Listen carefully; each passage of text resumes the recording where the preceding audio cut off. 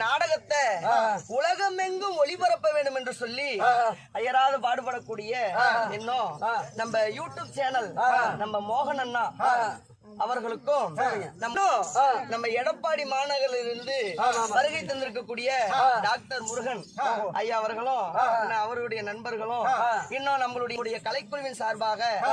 மனமார்ந்த நன்றிகள் அந்த வணக்கத்தை சமர்ப்பிக்கிறேன்.